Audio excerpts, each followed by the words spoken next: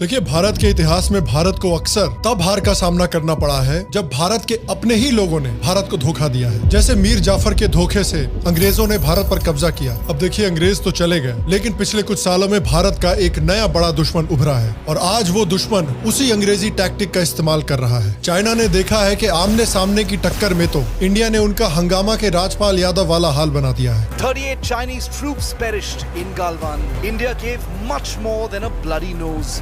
इसलिए आज भारत को सबसे बड़ा खतरा बाहर से नहीं बल्कि अपने देश के अंदर से आ रहा है। अपनी खुद की मीडिया, अपने खुद के बुद्धिजीवी और अपने खुद के पॉलिटिकल लीडर्स से। The BJP launched a full frontal attack on the Congress and Rahul Gandhi, alleging that the party was getting funds from China. It's an orchestrated international propaganda toolkit by China. आज हम देखेंगे कि कैसे वो जो दूसरों को गोदी मीडिया बुलाते हैं, जनता को पता है कि गोदी मीडिया कौन है, क्या है। ये भी नफरत फैलाने का काम करते हैं। चाटुकार गोदी मीडिया वो लगता है खुद चाइना की गोद में बैठे हुए हैं। इंडियन पॉलिटिक्स और इंडियन मीडिया में कितनी दूर तक चाइना की पहुंच जा चुकी है, आइए पता करते हैं।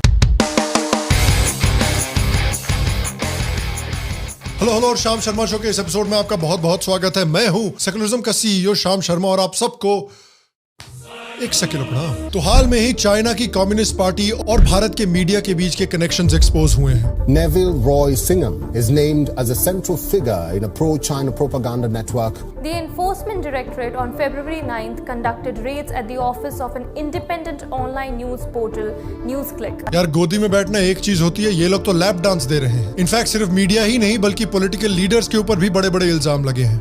Between Prakash Karat and Neville Roy Singham. Soon after, the Galwan skirmish has already happened. India has lost 20 of its soldiers. Rahul Gandhi questioned the Prime Minister, but himself had a discussion with the Chinese ambassador on Saturday. The lady with Rahul Gandhi in the nightclub was a Chinese ambassador. तो आइए सबसे पहले China और Indian media के बीच के connection को जानते हैं।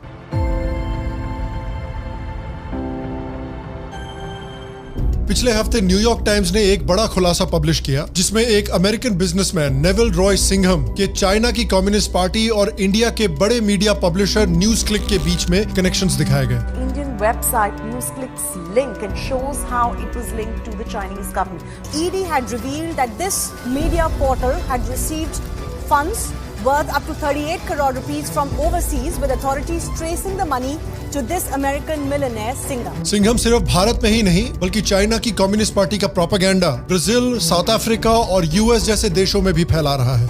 This one spreads the theory that the coronavirus was manufactured by the US Army. China की पिछले कुछ सालों से एक सोची समझी स्ट्रैटेजी रही है अलग अलग देशों में मीडिया को फंड करने का और उनका इस्तेमाल करके उनके ही देश में चाइनीज प्रोपेगेंडा फैलाने का।